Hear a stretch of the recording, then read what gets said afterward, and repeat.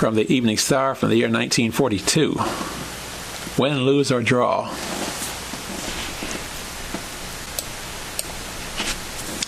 Is Washington a bad sports town? A lot of people have been asking the question lately. The fight promoters can't draw a crowd. The baseball attendance has dropped sharply.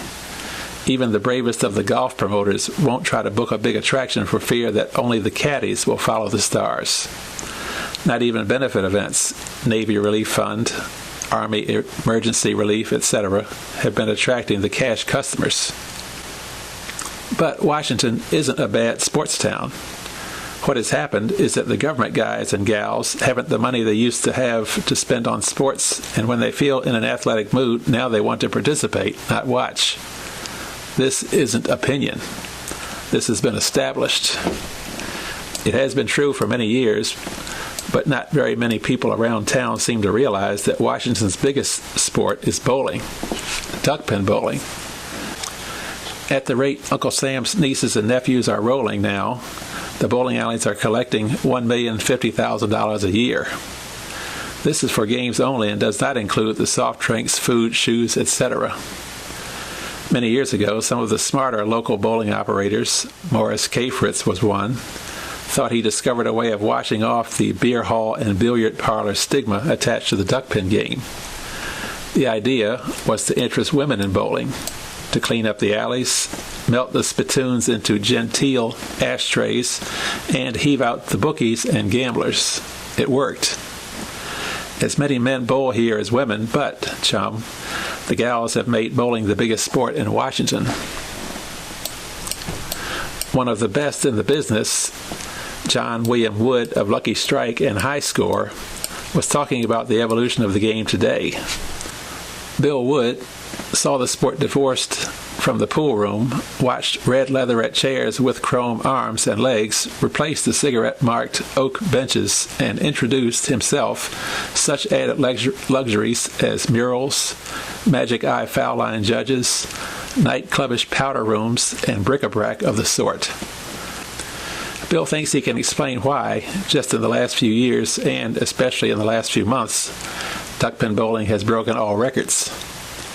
Air conditioning is one big reason, he was saying. 6 years ago, a bowling operator could keep his entire plant open from noon to midnight in the summer, and if he found a 5-cent piece in his cash register, it came as a surprise.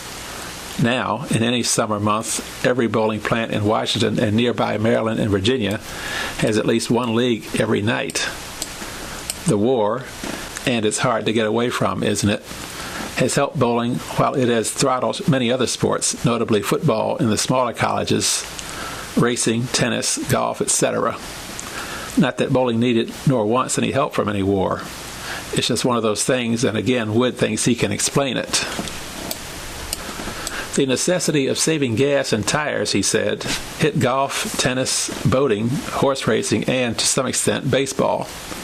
It's pretty awkward, I suppose, getting to suburban golf clubs by bus, and many of the good tennis courts are just as far from the center of the city. Then, too, we have no draft problem. They still have baseball, and it's a great game, but baseball, tennis, and other sports, where there are only a relatively few top-notchers, have lost a good many stars. Bowling isn't a spectator sport.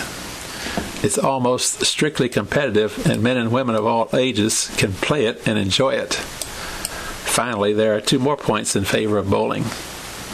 A newcomer to Washington can meet people by joining a bowling league, and the way the plants have sprouted up, you can live almost anywhere in or fairly close to Washington and find an alley within walking distance, just like neighborhood movie houses.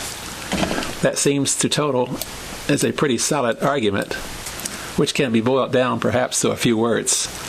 Bowling is an extraordinary wartime sport. If you think you need special shoes to bowl, a pair costs from $3 to $7. Thereafter, all you need is 20 or 23 cents for a game. As a matter of curiosity, we inquired as to how the out-of-towners, particularly the Midwesterners, were taking to duckpins after coming from sectors where the big balls and the 10-pins were used.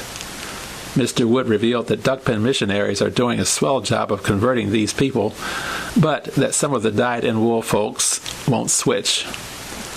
To accommodate them, at least 6 alleys have 10 pins and the big balls, he disclosed. A few years ago, before the great influx, the only 10-pin league in Washington was the Iceman's League at the Arcadia. But now, there are many more 10-pinners here, although we don't allow them to have alleys until the duck-pinners are finished. This may give some idea as to how the bowling boys are doing. There are more than 700 beds, or alleys, around town, and upward of $3 billion is invested. But the operators still can afford to be choosy.